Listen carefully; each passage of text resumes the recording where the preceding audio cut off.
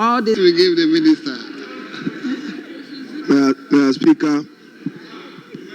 Mr. Speaker, let me thank you for the opportunity to contribute to the statement ably made by the Honorable Doyo on our observing the International Women's Day in Ghana on the theme Accelerate Action for Affirmative Action. And Mr. Speaker, in commending her to recognize that as a country, we should appreciate the strides we have made and the progress we have made.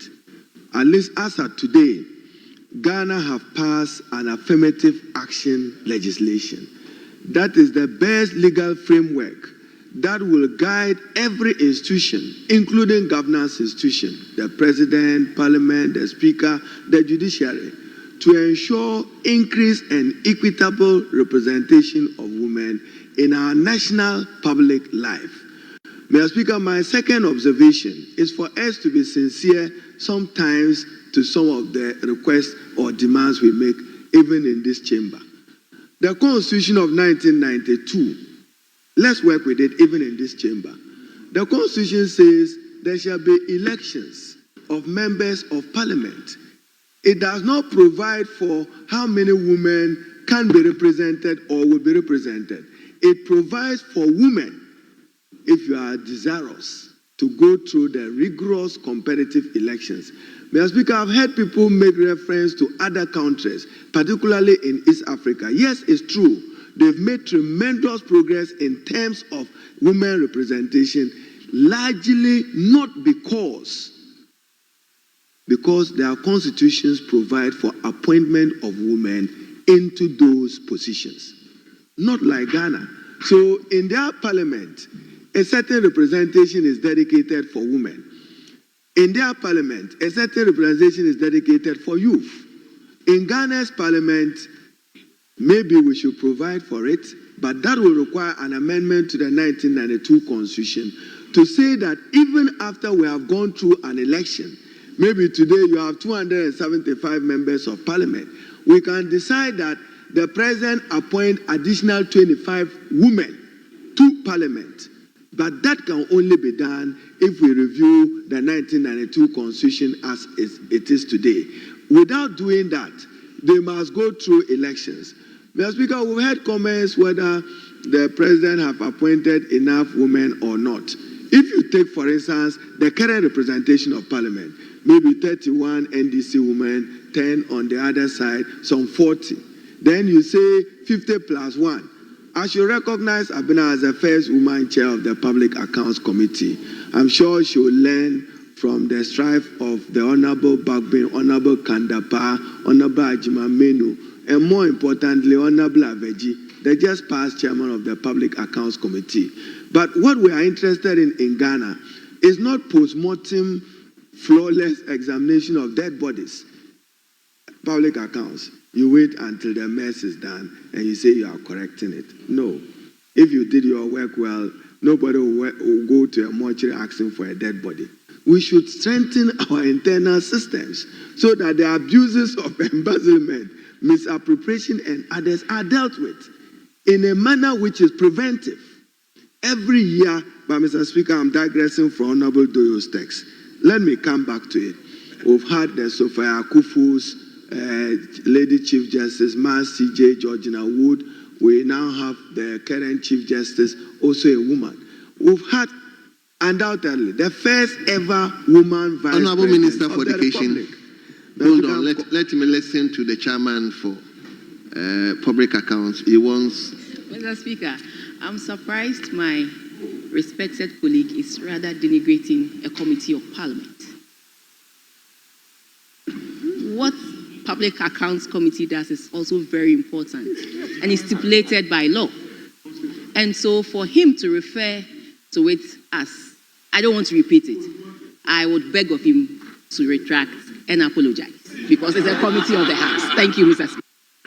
Mr. Speaker, withdrawn. So, Mr. Speaker, in fact, she reminds me, Mr. Speaker, that a woman's strength is not measured by her ability to endure, but by her courage to rise every time she falls. a quote I just found somewhere. And that women, strong women don't wait for doors. You open your own. So, Mr. Speaker, some opportunities have been given to women. In Parliament, we know the effort you and the Speaker are making to ensure that even in the parliamentary service, there are more women. I know what happens when you want to increase representation. But generally, Mr. Speaker, we should be particular about how do we strengthen and ensure more women representation in public service. The first is education. Are we providing equal educational opportunities for them? Are we providing that, whether technical or vocational education? Their health needs, are we providing adequately? So even in this parliament, all the women here go and demand gender-sensitive budget allocations. In every budget, we should pay particular attention. How much have been allocated to advance the cause of women? Then we know we are making many meaningful contributions. So, Mr. Speaker, I commend her. I conclude by saying that, yes, Ghana, we should not lose sight of the fact that we've made tremendous progress since 1993. If you look at the quality of women who have served in our national public life, including even international organizations, whether the UN or WHO, many women have distinguished themselves. Mr. Speaker, with this, I thank you. For fisheries.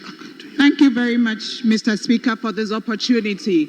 I stand here also supporting the message that our leader, Honorable Comfort Doyo, just gave on this day that we are marking women across the world. As the theme goes, we are talking about equity when it comes to issues relating to both men and women. I am happy that I was made a woman. I do not ever wish that I were a man because of the responsibilities that our society places on men that sometimes are very difficult for them to bear, but they stoically go along with those responsibilities. Mr. Speaker, women hold the world together. Women in Ghana hold our economies together. Women in Ghana hold our societies together. When you take agriculture, 80% of food crop farmers are women. They make us eat. They make us move.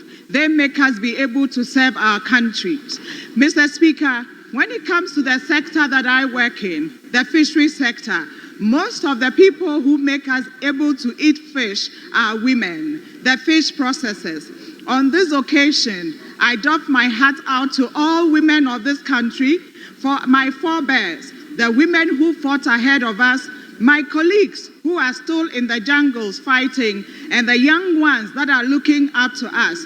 I wish and pray that we will all rise together, and together we will make our motherland great and strong. God bless us all women in this country. I thank you very much, Mr. Speaker. Thank you very much, Honorable Minister. Let me, yes. Thank you, Mr. Speaker, for the opportunity to contribute to the statement made by Madam Comfort Doyo, our leader from the majority side. Mr. Speaker, as we commemorate the International Women's Day, let us recognize the invaluable contributions of women in Ghana and beyond. As progress has been achieved, challenges such as gender-based violence, unequal economic opportunities, and limited leadership representation persist. We must accelerate efforts to ensure equal access to education, healthcare, and economic empowerment for all women and girls, strengthening policies to promote female leadership, and also, Mr. Speaker, strengthening policies to promote leadership, and also fostering inclusivity will drive sustainable development. Let us commit to making gender equality a reality not an aspiration. Thank you, Mr. Speaker. Thank you very much. Honorable Minister for Education, are you a lady?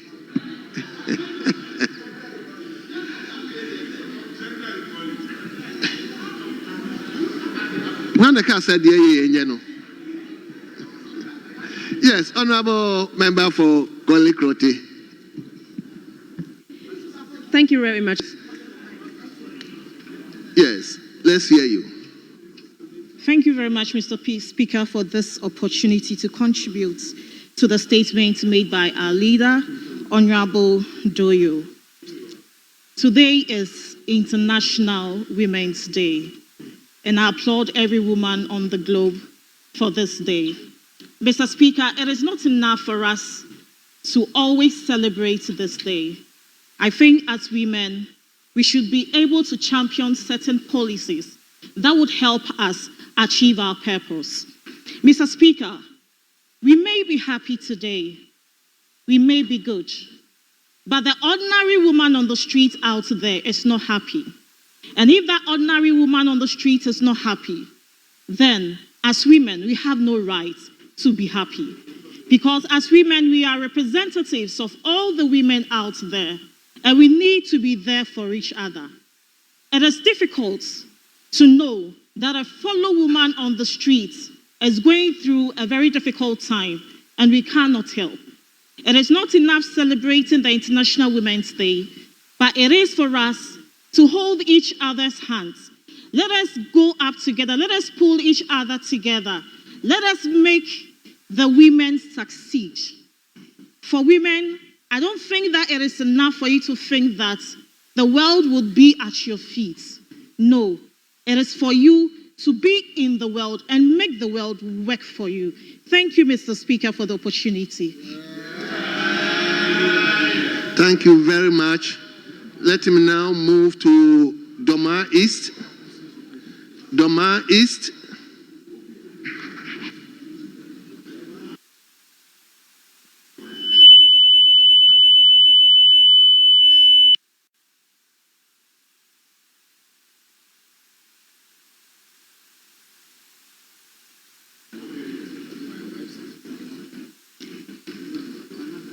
Thank you, Mr. Speaker, for giving me the opportunity to contribute to this year's International Women's Day with the theme Equity and Equality. Let me also take the opportunity to thank our leader, Honorable Doyo, for the statement given. I therefore take this opportunity also to thank all women, especially when it comes to caring for the sick and the aged. And that reminds me of our old and our first nurse named Florence Nightingale, who was also named the Lady with the Lamp. Back to the history of Shifra and Pua, they were also midwives. And upon that, we've got many midwives in the country caring for our pregnant women. And when it comes to their delivery also, they also assist them for the women to have a safe delivery. Let me take this opportunity also to remind our women who are farmers, especially at Doma East. They've been doing a lot to serve the country and the community when it comes to feeding. Again, I want to express my sincere thanks to mothers who are single parents for caring their children and then bringing them up for their betterment when it comes to education. I therefore congratulate all women for assisting husbands, families, when it comes to the care of our children. Let me take this opportunity as well to congratulate all women especially the old ladies who have been taking care of the aged and the sick people. More grace to our elbows as women. Congratulations. I say Ayuko to all women. And not forgetting, before a woman can do something better or good, we still need the support of the government and our husbands and brothers. With their support, women can do more and do better. Let me take this opportunity to give thanks to the people of Doma East. I say bravo to everybody. Thank you, Mr. Speaker. Thank you very much. Let me now go to Aburi. Is it Aburi East? Come on, South. Very well, very well. Yes. Thank you, Right Honorable Speaker, for giving me the opportunity to clear my throat on this floor. And also thank you to our leader, Honorable Comfort Doyo, for the statement ably made to commemorate the International Women's Day. Mr. Speaker, we have made significant strides in our space for women to be able to make it to this point. But Mr. Speaker, the pace at which we are going or moving is really a tortoise pace. And if we are looking to achieve gender parity, then, Mr. Speaker, we need to accelerate action now. Mr. Speaker, I want to use this opportunity to thank the people of Ekwapim South for entrusting me with their mandate as a second woman as a second woman from the constituency to hold this position, which was a legacy held by the late Vida Amedi Yeboah, whose initiative, through the Faraway, empowered a lot of girls to be able to be where we are today. So, Mr. Speaker, I also want to appeal to this August House that we should increase the rate or, Mr. Speaker, the representation that we have in this parliament. We should increase it to at least 30%, just as Rwanda has been able to do it, so that there are certain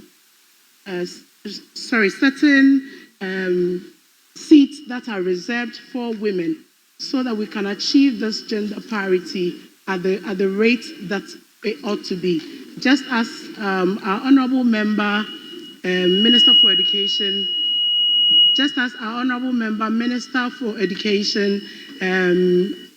elicited in his earlier comment, so that we can have more women to represent us. Mr. Speaker, on this note, I would also plead upon this August House that we are able to accelerate action so that we can be part of the International Parliamentary Union by 2028, so that we will not be observers. Because based on their recommendation, we need about 30% representation of women in each parliament, so that we can be taken very serious at that union. So, Mr. Speaker, with these few words, I want to congratulate all women in this country and globally for the great strides we have made in the political space, in other leadership roles.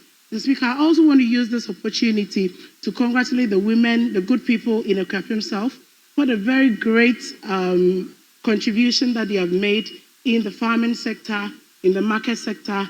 As a woman coming from, as a daughter of a market woman, I really want to commend their efforts and the contributions that they are making to bring Ghana to the point we are today. Thank you very much, Mr. Speaker, for this great opportunity.